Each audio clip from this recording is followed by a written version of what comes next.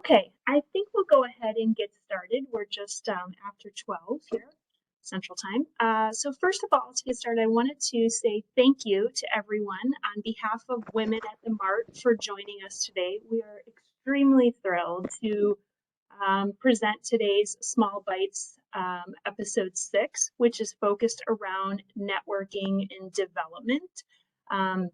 I am Cindy with my colleague Kim. We will be the moderators today. So just a bit of housekeeping before we introduce our special guest today. So all lines have been muted.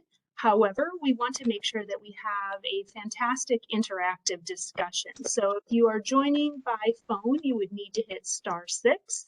If you're joining via your computer, you can go ahead and hit the space bar to unmute yourself if you'd like to comment, ask a question, etc. And we'll try to provide those pauses between to make sure that we provide that opportunity. The other option is please feel free to go ahead and use the chat, and Kim will be watching the chat for any questions that come in and can go ahead and ask those on your behalf if it's difficult to get in or if we have people talking same time, etc. So we'll go ahead and use that chat function for that as well. But we definitely want to make sure we're really excited and Sandra has a lot of really great information to share. We know that as a group, we've learned a lot of things throughout our careers as well, and other people may have some interesting points that they'd like to share about what they've learned. So we want to make sure that we absolutely provide that opportunity. So without further ado, I want to introduce our special guest today, Sandra Hulm, who is the Vice President Procurement at Conagra Brands. We are extremely excited to have her. Sandra is an excellence-driven leader with over 20 years of experience in domestic and global supply chain operations and procurement.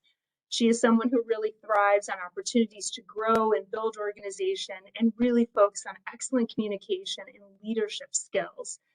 She is someone who I've had the pleasure to work with and have been so impressed over the years, which is why we are thrilled that she could join us today.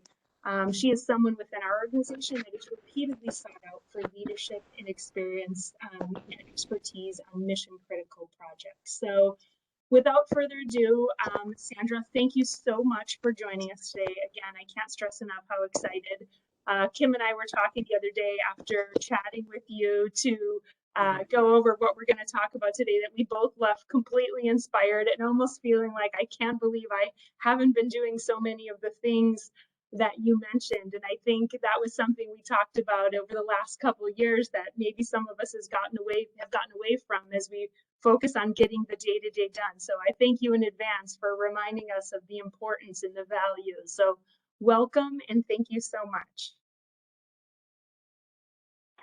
Thanks, Cindy, and thank you so much for such a humbling introduction. So as Cindy said, I'm Sandra Hulm. I'm part of our supply chain organization at Conagra Brands.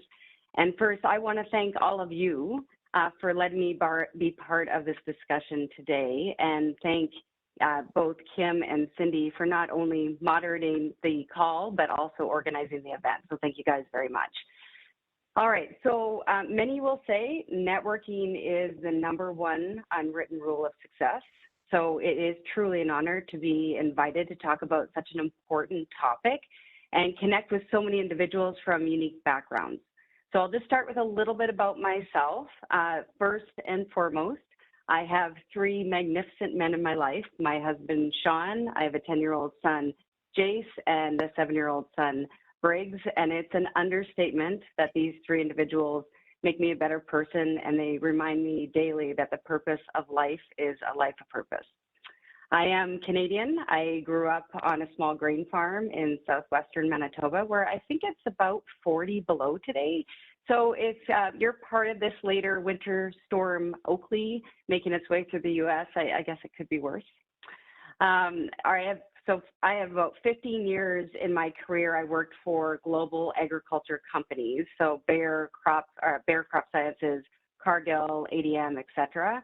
And I focused primarily on commodities and risk management. And within these roles, I've had the benefit of not only managing global and domestic commodity operations, but more importantly, working with and learning from some incredibly talented humans. And I'll talk more about that.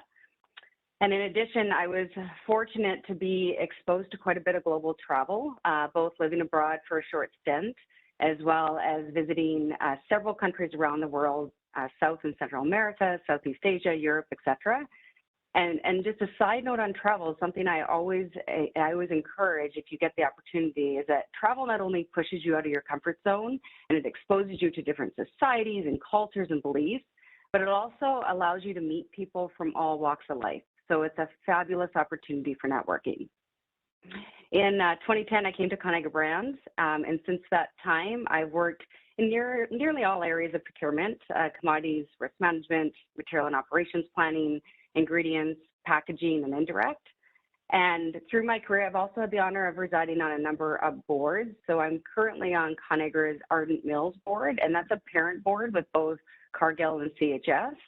I'm on advisory board member for Women in Agribusiness, and I've been on a number of oilseed related boards over the past several years as well. So noting these board chairs have also proven to be an invaluable platform for networking. So that's enough about me. We can move on to the questions, Cindy and Kim, if you're ready. Yeah, that sounds great. Thank you. Thank you for that introduction.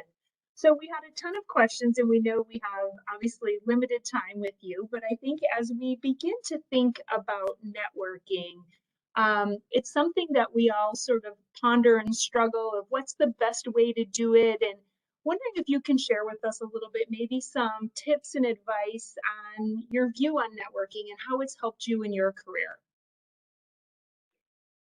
Yeah, great. So first, networking is about people. It's about establishing, building, and cultivating long-term, mutually beneficial, trusting relationships.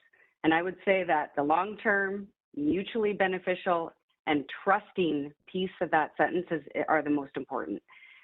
Now, connected people, they're often the most successful, and everyone asks, well, why? Well, there's tangible benefits. So improving your knowledge base through sharing ideas and strategies with others. You can sharpen your edge by staying on top of the latest trends in your industry. You can keep a pulse on the job market. But there's also intangible benefits. So when you build these trusting relationships, your ability to influence it naturally grows. It becomes a status discussion. And you naturally become more confident as you have more support. So networking, it's definitely hard at the beginning, and it takes time and it takes patience. And the results are not instantaneous. And in a world of chaos, I mean, many of us are just trying to stay afloat day in and day out. Making time for something like this, it's difficult. But networking has a domino effect. And once you start expanding your network and continue to do so, it just becomes that much more effortless. So the second part of your question, how has networking helped my career? Well, personally, networking has given me all of these tangible and intangible benefits, whether it was a promotion in an existing or new company, nominated to be part of a board, asked to join certain interest groups, or just even expanding my knowledge base. And every milestone in my career was supported or was advocated by someone in my network. Keeping in mind that though there are so many benefits for you personally, that you'll realize through these strong networks, the real currency of networking is the giving, not the receiving. Networking is really about helping others, and helping others is the way that we help ourselves. Now I'll pause there. I'll go into advice and tips in a second, but I've said a lot, so I'll pause for questions. I don't know if we have any questions that have come in, Kim, or if anyone wants to, again, either *6 or hit that space bar to ask any questions on that. No questions in the chat. Okay. All right, so we'll go into a little bit of advice or tips next, if that's okay, Cindy. Yeah, I see you nodding your head. All right. Yes, please. So there are some, whether unwritten or written rules of networking, and I'll start by saying, just remember, networking is about everyone else. Never ask for an interview or a job. Networking really should be reciprocal. And so it needs to be very intentional. There's a saying that you don't grow a crop when you're hungry. You have to network regularly, and you have to know your focus areas. Have an elevator speech ready, depending on what forum you're going into. And you need to network in and outside of your company and your industry, and be aware that there's different types of networking. And there's a speaker series last week within Conagra that talked about the types of networks. So he spoke about the operational, which is the present. So this helps you perform at a higher level where you sit today. And then there's strategic or future, and that helps you determine future priorities and challenges. And so kind of on the same token, you want to know your networking style. And depending on your networking personality, networking can be very draining, right? Especially, again, these days where our calendars are inundated with both work and family commitments. Often the last thing you want to do is make small talk with strangers, right? Well, if you're someone that's an introvert or you prefer one-on-ones, then take that route when you network versus a large in-person event. It's difficult to do something that you don't particularly enjoy, so adjust so it's not painful is my best advice there. And if I think about some examples of networking, obviously staying connected with previous companies and coworkers is key. Volunteering is an awesome way to develop your network. It shows your value. You can learn about different career paths and opportunity, and you give back and do good for society. So again, this is value for both parties. When you think about network organizations, there's a ton out there. If you even just Google it, there's Small Giants Virtual Peer Group, and this takes the traditional business networking group model of that peer-to-peer look and monthly meetings, but it's got the modern spin that it's online. There's Rise, there's Opportunity. Both of those are free networking organizations. The Young Enterprise Group, et cetera. And as you move through your career, you'll find more and more opportunities, and you'll figure out what is the best organization to be part of at any given point in time. And then the advisory boards is another great way to broaden your network and build your brand. And that could be a local board that you want to join, and just to get a different view of business and start meeting other people. And then local involvement is important.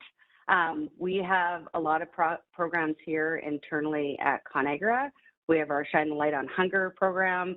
The Chamber of Commerce we're involved in. And so those type of events, you meet a lot of different people from a lot of different walks of life.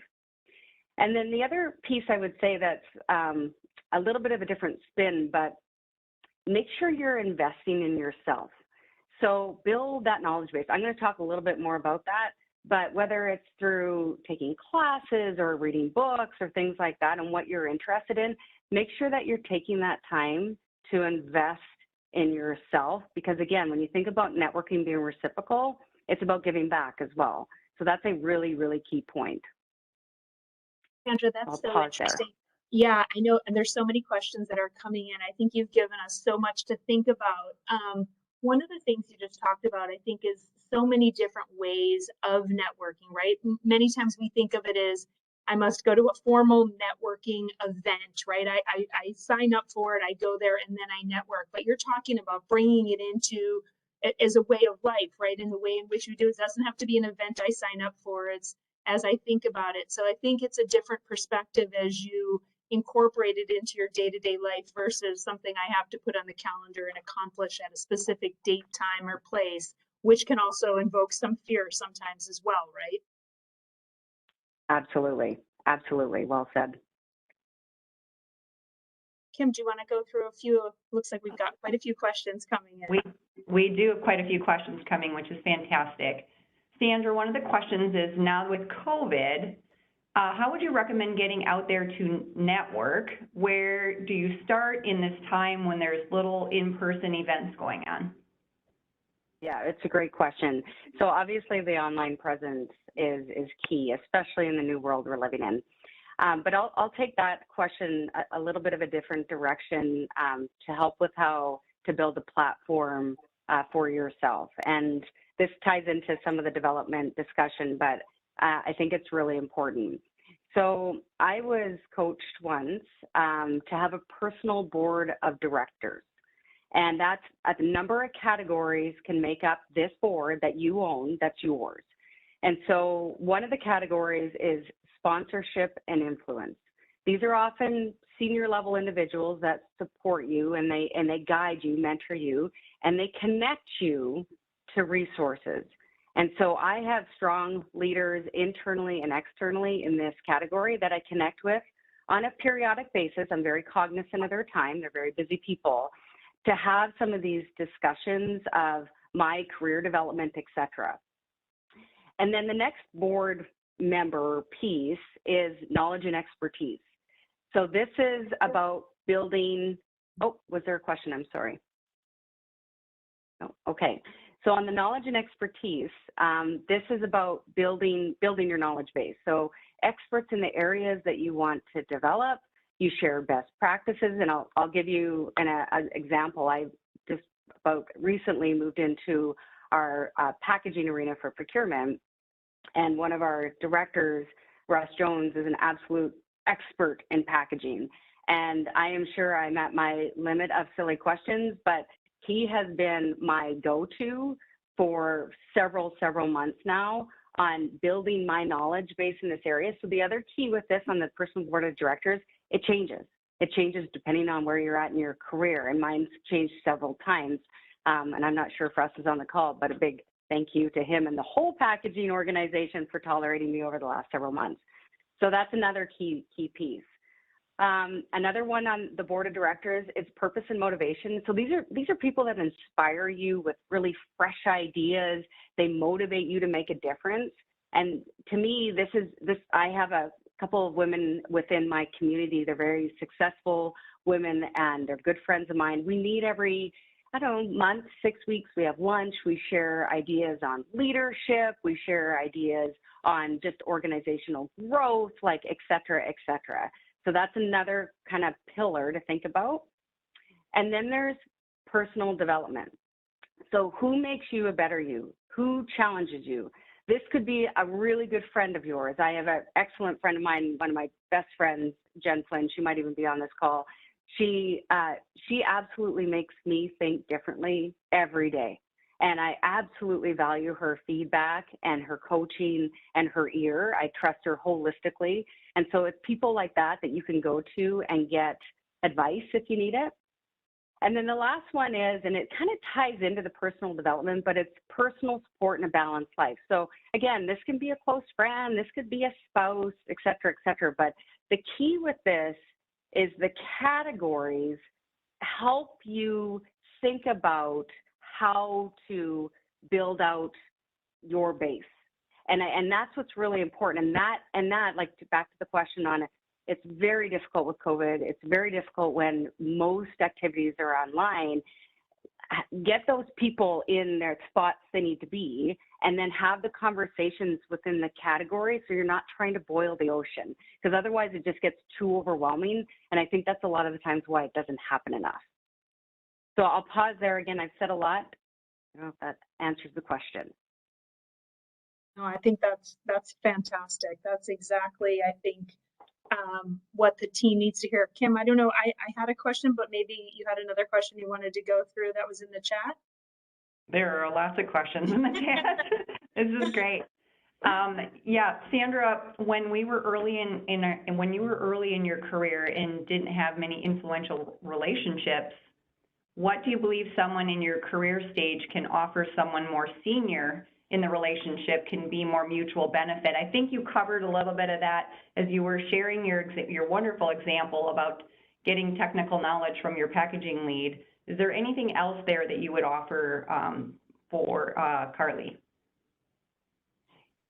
So that is an excellent question, and it goes back to this is hard, especially early in your career. So those that are on the call that are early in your career, I empathize, this is tough. It's easier as you make more connections, work longer, et cetera, et cetera. This is what I'll say. you might be networking early in your career and you don't even know it. When you are within the company you're at and you're working on a project with other leaders in the company, make sure that you're always asking them what you can do for them. How can you help? That builds a connection with other individuals. And over time, what you'll find is that they will be there for you when you need help. So when it's really early, it is hard because it's harder to offer deep technical expertise in a certain category, et cetera. But what you can do is you can ask them, how can you help them? And you will find it's amazing how that comes back around. And it could be years, it could be decades later to help you. And I have people that when I was back at Cargill in my 20s that I connect with, and not on a regular basis, but we work together, et cetera. And some of these individuals have grown to be CEOs of companies, et cetera. And again, that's not the focal point, but the point is you don't know what the future will hold. So again, focus on the external and be there for the people that you're working with and the people you respect. Does that help? Yeah, that's a really good question, a very hard question too, because it's not easy.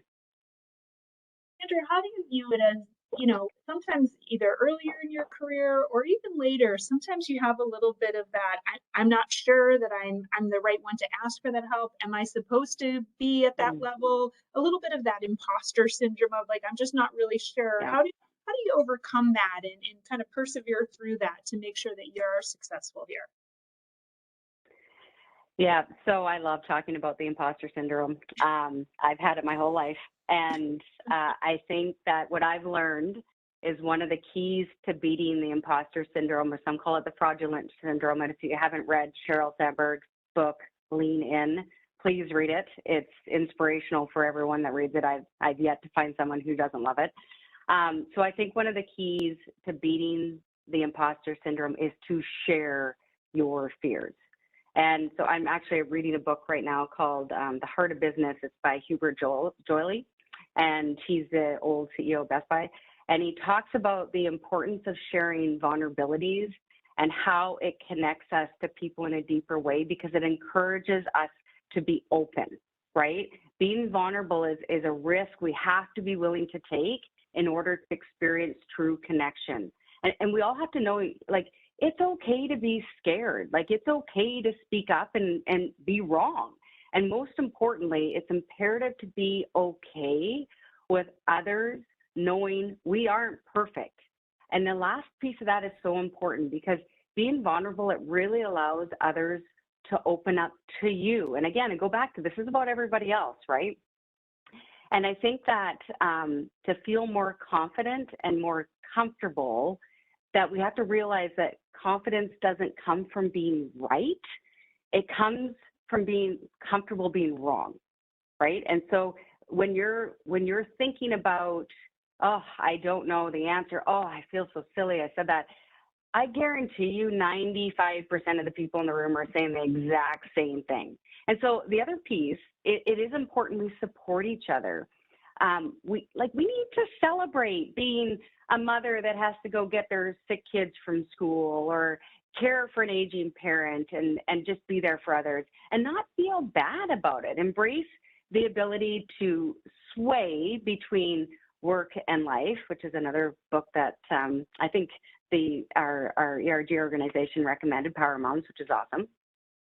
And I think that, during my career, I've had so many, particularly females, say, I feel so bad crying in front of you. I'm so sorry I have a sick kid. And my response is, why? This is life. Celebrate it. We don't have to have these tough exteriors to find confidence. We just need to be authentic and embrace who we are. So hopefully that helps with that imposter syndrome. And I could talk about that one all day, but. Yeah, that's great. I think so many of us, right, we see it from the individual perspective, and we assume it's just us, right? We're feeling that way. And to think that, more than half of the room has that question or feels that way or isn't sure is is a, a feeling that we just haven't really experienced or thought through. So that's an interesting way to look at that for sure. Kim, I don't know, was there other questions? You want to go through another one? There's several questions. Let's go with this one. Sandra, what are your thoughts on best to utilize LinkedIn for networking? Oh, that one is difficult. So I'm gonna go back to saying that online presence is really important. So make sure that your LinkedIn profile, and this, I'm gonna actually turn the tables here and say a little more internally focused on this one. Make sure that your LinkedIn profile captures your expertise, your experience, etc. LinkedIn's hard because you get a lot of individuals that won't respond to a message, etc., right? And so I would love to hear back from this group if anyone's had a lot of success from that avenue, but it is very difficult to connect with people on specifically LinkedIn, in my experience. But I would love to hear other people's lenses on this, because this is just me talking. But I do really encourage you, like, even if you have a professional update your CV, your bio, etc., you can do that at a relatively low cost, and they will also update your LinkedIn profile. That is a piece of advice I was given a long time ago, and I think that's a really good idea because people are looking at it. It's just harder to have that personal connection within that space. But I'll pause, and if anyone has feedback there or ideas or thoughts, I'd love to hear them. There's one that popped in the post in the chat, commented that I follow those that are interested in the same things or initiatives. And then you start to comment and on their post, and then you obviously create some great connections that way. Is one of the areas where someone else has found some benefits. That's an awesome call out, whoever put that through. I think there've been some really great questions along the way. This is super helpful. The other thing I would encourage you guys is if you've gotten some advice in this area that you'd like to share, we can read those as well. It doesn't necessarily have to be a question to be asked, but if there's some, advice or tips that you've picked up that have been really helpful that you'd like to share with the group, either please feel free to unmute and do that, or we can read those out as well too, because I think we're all in this learning mode. We all want to try to be the best we can, and everybody's picked up. I mean, Sandra, you've commented on some really great learnings that you've gotten along the way, but feel free, group, to kind of share along the way as well. I do have a question. Yes, absolutely. As we think about sort of networking and development, I think sometimes there's confusion over who owns development, right? As we get into that part, like, I know I own my own development, but there can be a perspective, right, that says I need to be developed and someone has to tell me what I need to do. And, how do you address that? Either what's the view we should take for ourselves? And then also maybe for those who have teams they're looking for development, how do we help them in that way?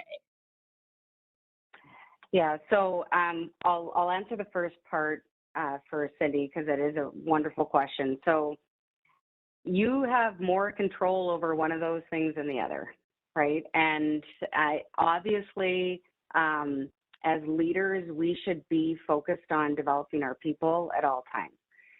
It doesn't always work that way, and whether it's the environment or the leader itself or the company culture or you name it, right? There's a lot of reasons we could go into. But you can own your own development and what you can do to better yourself. Right. And so again, it really ties into a lot of things we've been talking about with networking. Be very intentional, be very thoughtful about what you want to, where you want to grow, where you want to be, etc. And so that way it'll help you navigate through your career. And I even go back to that personal board of directors. If you aren't getting the development directly at your company, that's where that personal board of directors will really help you, because it gives you somewhat of a schedule to meet with people on a regular cadence, whatever that looks like. And if it's not happening at work, then you can get ideas from some of your other board members, and they can guide you on how to develop outside of your company. Now, the second thing I would say is that give the feedback. I mean, I have told my team, and I know some of them are on here, but please tell me if I'm not doing something well. If you need more from me, please tell me, because often enough, it's not intentional, right? Everyone is incredibly busy in their day-to-day work, and they get bogged down with some of the, reacting to items. And unfortunately, like networking, developing goes to the wayside. It shouldn't, but it happens. And so that should be part of the conversations. And I would also say in one-on-ones, and believe me, I'm living in a bit of a glass house here because I certainly do not do this enough. They really should be 90% the employee. And even having that conversation with your manager, that conversation should be the employee asking you questions, getting guidance, what they need. It should be much more about them, but having that conversation with your manager and being super candid. And I hope they're open. Not everyone will be, but I love feedback. I love when I've had a couple of my staff say, okay, Sandra, this is getting quite frustrating. And I'm like, oh, sorry, okay. And we try to shift. And sometimes you can't shift, right? Sometimes you can't. But I appreciate that candidness more than I can tell you, because like most of the time, if we're making decisions that aren't helpful or not developing an employee, it's not intentional. It's just that we're focused on other things. So that's how I would approach that. I love that. But I feel like that ahead, ties Cindy, back sorry. to your vulnerability comment earlier, right? Of being able to sort of receive that and seek that out. So that's truly exceptional. Yeah, absolutely. And I'd love anyone else's feedback there as well, because that's a great question. It's a hard question, but I'd love if anyone else has any ideas or thoughts. We did have a question back when we were talking more about networking, and one of the questions was, what do you look when finding a mentor? And I think that's a great question, because that is very difficult for me. And how do you reach out to form that relationship? How do you get that relationship going? Yeah, so when you look for a mentor, so it's your trusted advisor, right? It's someone very experienced, someone you trust. And so that's the first part. Number one, you have to trust the individual that is going to mentor you, which I realize that you think that goes without saying, but actually doesn't. A lot of the times people look for a certain person in an organization or a title, et cetera. I don't recommend that. I recommend somebody you trust that, again, they're experienced in the right manner, that can advise you. The other piece is the conversation should, again, be two-way. Mentorship takes a lot of time, as does being a mentee, and both of you need to be committed to that relationship. Personally, I limit how many mentees that I'll take on at one point in time, because I know I can't give them the attention that they need if you take too many on at once. And so that conversation, you have to have that with the individual that you chose or that you want to mentor you. And then it kind of goes back to even that person with board of directors, like, what are you looking for? Where do you need to grow? Are you looking for the knowledge and expertise? Are you looking for more purpose and motivation? What are you looking for is really important, and that will help guide you into the individual that you want to mentor you. And it should, again, and ask, will you do this for me? Do you have time? And then when you do start the dialogue, make sure you're prepared. Come with an agenda in every meeting. And if you don't have an agenda that scheduled time, then give the time back, because again, everyone's time is very, very valuable. And similar, it's a lot, it's not just about you, it's about the other person, right? And that makes it a lot more palatable and equitable relationship. Hopefully that answers the question. And again, any thoughts? I'm going to keep saying this, but I love getting feedback. There's just a huge audience here with very diverse backgrounds. So if there's other recommendations or advice, like I'd love to hear it. So I'm sure everyone else would. So please chime in. Hello, Oh, go ahead, please. this is Charmaine. So I just wanted to say something. I don't want to be on camera, but sometimes there's a fear factor that people have in reaching out. And I'm just going to give you a little example where I don't know who on the call knows Neil Donald Walsh, Conversation with God. He's the guy that wrote Conversation with God. So, a group of us who were on a mission to change the world, we admire him a lot. And so we were saying, okay, maybe someone should just reach out to him and tell him how much we appreciate his book and what can we do to help him spread the word. And we reach out, and it was so crazy when he responded and says, oh yeah, I'd be glad to work with you guys. And since then, he has appeared every month on our little talk show, just spending, and he's a funny guy, comedian. But just to get over that first fear factor, because you might think, oh, he's a famous guy, he might not have the time. But then you look at it and he said, if I don't step out and just reach out, you'll never know. I reach out to a director in my company thinking that she's going to say, man, I'm busy. And she says, tell me how I can help you. And so I would never know that unless I reach out. So sometimes it's just a fear factor and getting over that. That's all I wanted to say. That was awesome. Thank you, Charlene. What a great example. If anyone else has examples like that, like I have goosebumps. I don't know about the rest of you, but that's just phenomenal. That's such a good example. I was just thinking Imposter syndrome. I love the courage, right? And look at the payoff in the end, how much from that. That's fantastic. I saw there were quite a few other. There was a great suggestion and in the chat. I suggest that mentees keep it casual, approaching to say, hey, can I just pick your brain on something for 30 minutes? Versus worrying about this, such a formal relationship or a formal conversation. That was a great one. That is great. Can I just build on that? Because actually I had an experience that whoever made that comment, that is such an important point.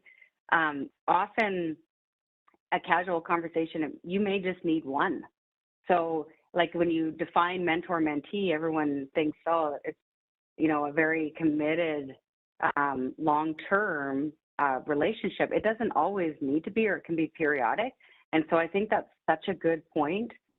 To keep it casual, and if you want to continue something more formal, you can have that dialogue afterwards. But whoever made that call out, that's such an excellent point.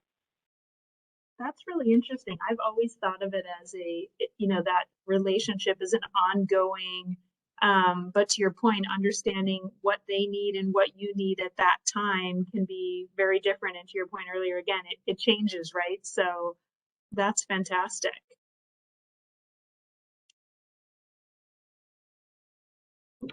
Can I add something to that? Please do. So I think that's something I learned. I'm still very young in my career, and I've changed a job here and there. But like I've learned that sometimes mentors are only for a season, and I think especially in college, having a great mentorship, someone that advocates for you, and when you're no longer in college and you pass that stage in your life, it was hard for me to understand at that very first point in time, oh, my career mom, I called her in college, is no longer relevant. So that was really hard to understand because I developed such a good relationship with her. So that was like kind of something that my eyes were opened, like I really opened up my eyes to right when I graduated college, because it was hard to understand that she's no longer a mentor that is relevant. So I learned that certain mentors come only for a certain season. Great example. Great point. Absolutely. Another comment that was in here was that mentors don't always need to be female. I love to have female mentors to help guide through corporate policies, but also have some wonderful men mentors that give honest feedback and guidance. Again, someone to pick their brain on how to improve management of women in technology. It also continues to be a great relationship for them even now. Absolutely. Another great point.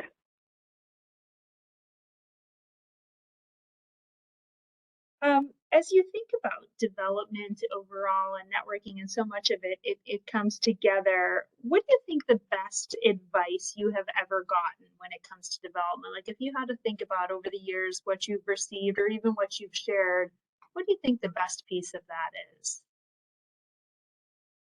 Oh, there's so many pieces of advice I've been given over the years.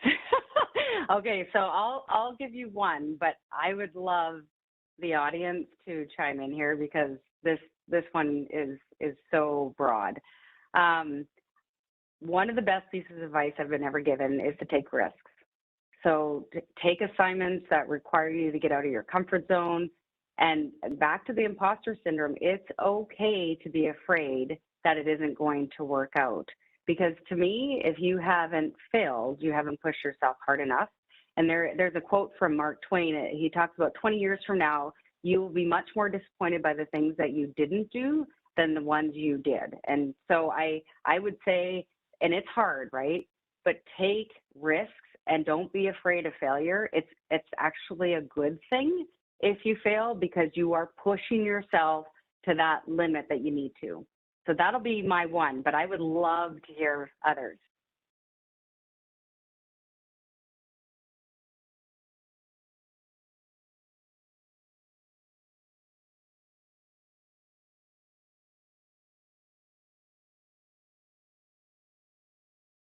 I have a couple more questions. We Okay. just got one that came in. Sorry. Best piece of advice, never answer a question you don't know with false information. Instead, take the action to get the right information and follow up. You will get caught in the lie, and the slope to build back trust is very tough. I think That's one of the best ones I have ever heard also is we fail because we fail to get back up.